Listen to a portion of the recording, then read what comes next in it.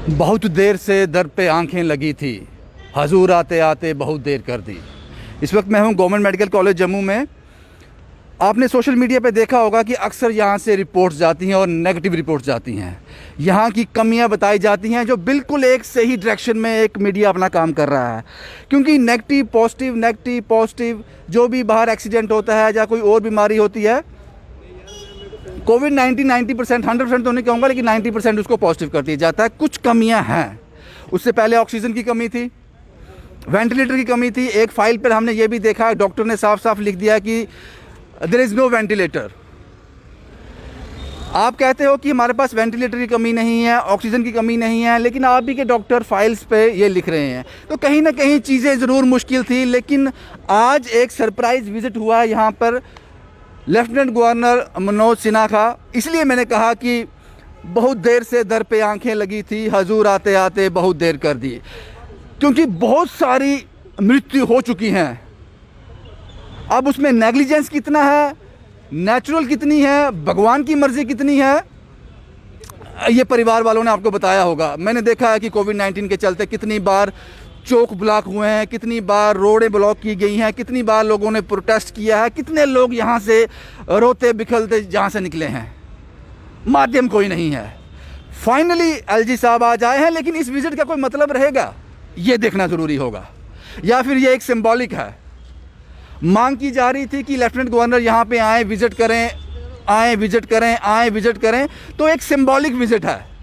ये देखना आने वाले दिनों में ज़रूरी होगा, क्या कुछ चेंज यहाँ पर देखने को मिलेंगे, या फिर मुझे ये समझ नहीं आता कि अगर ये प्री प्लान था, पहले ही हॉस्पिटल एडमिनिस्ट्रेशन को बताया गया था कि आज जनाब हम विज़िट करेंगे, तो यहाँ सब चीज़ें ठीक होंगी, अंदर साफ़ सफाई होगी।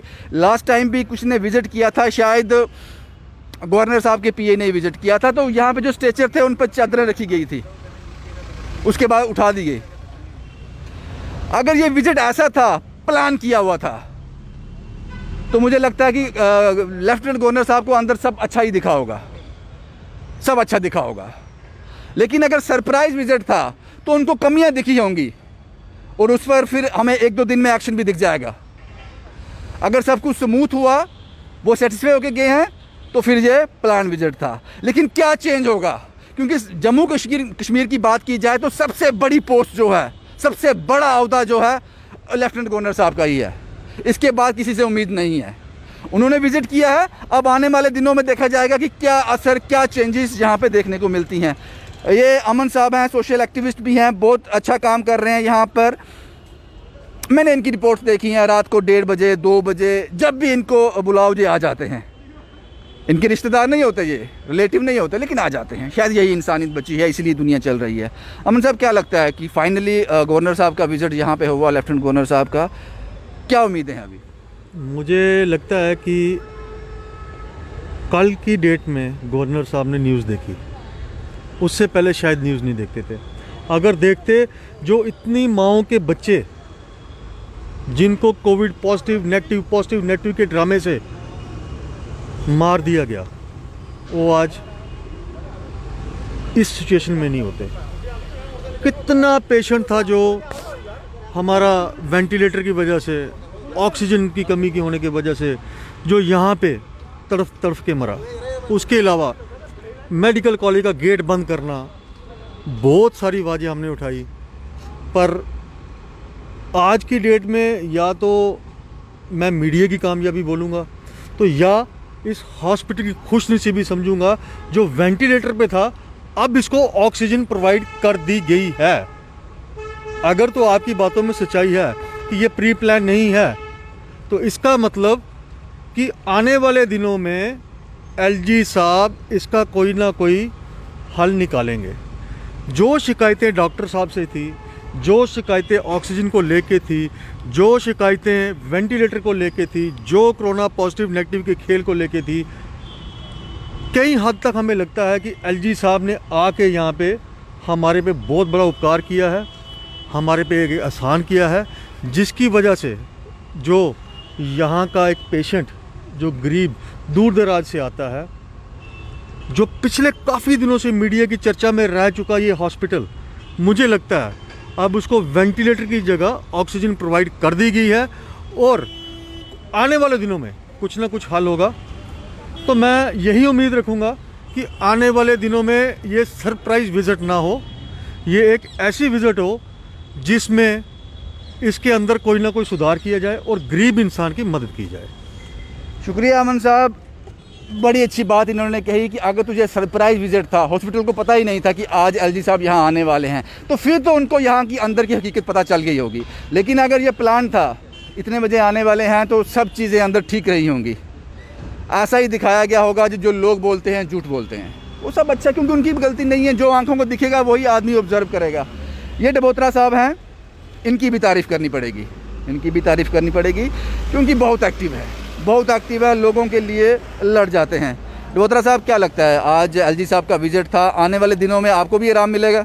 बिल्कुल, हम तो आराम करने वालों में नहीं हैं, क्योंकि जहाँ पे समस्याएं कभी कम होने वाली नहीं हैं।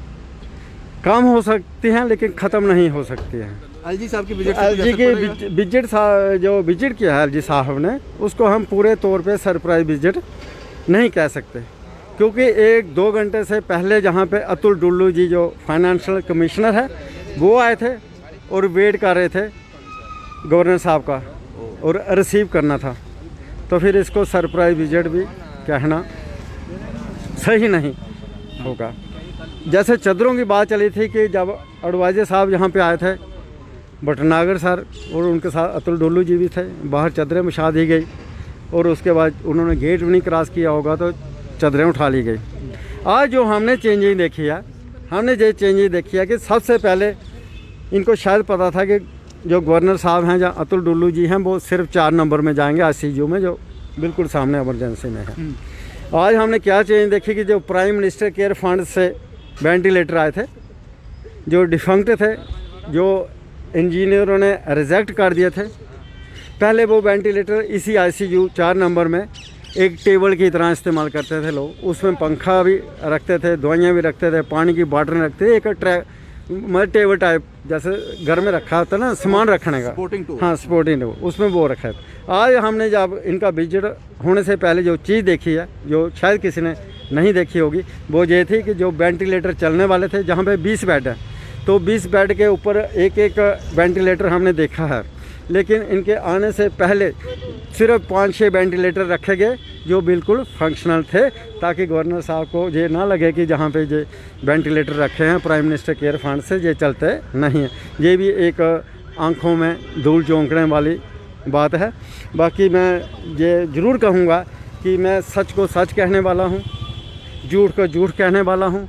जिसको अप्रिशिएट करना है तो शरेआम करेंगे, जिसके लिए मतलब कि कोई नहीं सही काम करता है उसको सही करवाना भी हमें आता है, और हमने करवाया है। जहाँ पे आज 7-8 महीने हो गए जम्मू में कोरोना का, तो जहाँ पे कोई लीडर नहीं आया कोई एडवाइज़र नहीं आया, कोई अतुल डुल्लू जी नहीं आए, लेकिन डबोत्रा या सोशल मीडिया के माध्यम से हमने उनको जहाँ पे आने के लिए मजबूर किया है। जो उनकी बॉडी लैंग्वेज थी वो बता रही थी कि अपनी मर्ज़ी से नहीं आए हैं, वो प्रेशर की वजह से जहाँ पे आए हैं। लगता है डबोत्रा साहब अब कुछ चेंजिंग होगी यहाँ पे, जो अब जो मुसीबतें थी टलेंगी। लेकिन हाथी के दांत दिखाने को और खाने को और होते हैं। इन्होंने आए वही चीज़ दिखाई होगी जहाँ पे इनके अपने नंबर बनेंगे। ये क्यों नहीं ऐसा करते हैं कि जहाँ कमियां हैं वहाँ पे लेके जाएं और ये बताएं कि हमें इस चीज़ की कमी है, ये हमें इंस्ट्रूमेंट दे दो। तो इसके लिए हमारा एक रात को प्रोग्राम चला था, इधर पैनल डिस्कशन हुई थी। मैंने यही कहा कि मैं सच को सच, झूठ को झूठ यही कहता हूँ। आशीष कोहली जी ने हमारा किया था, हम उनका भी थैंक्स करते हैं कि जिन्होंने हमारी बात को आगे बढ़ाया, और शायद मजबूरी में गवर्नर साहब को विदिन 24 आवर से जहाँ पे आना पड़ा। तो अब जो कोविड पॉजिटिव की डेथ हुई हैं नेग्लिजेंसी की वजह से, हम इनको डॉक्टर को दोष कभी नहीं देंगे, क्योंकि दोष है प्रशासन का, हॉस्पिटल प्रशासन, क्योंकि उनको वो हथियार जो होते हैं, डॉक्टर के हथियार क्या है, वेंटिलेटर अच्छा होना चाहिए, ऑक्सीजन होनी चाहिए, तो काम करना उन्होंने काम करना चाहिए। तो मैं उनको ये कहता हूँ। लेकिन ये है कि कोविड पॉजिटिव का जो डेथ हो गई उसका वो नहीं होता है, पोस्टमार्टम नहीं होता था, ठीक है, लेकिन उसको कंपनसेशन कैसे मिलेगी, ठीक है।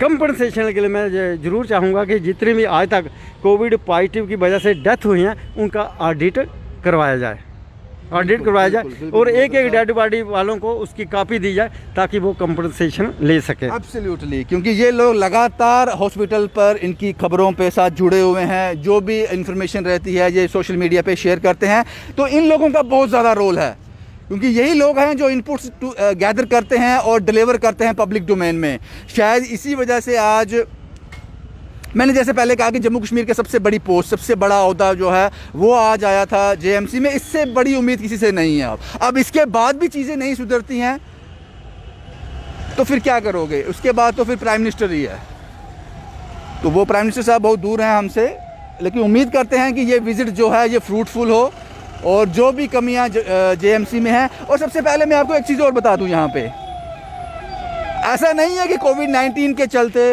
यहाँ पर कमियां देखी गई हैं। कोविड-19 के चलते ये कमियां उजागर हुई हैं।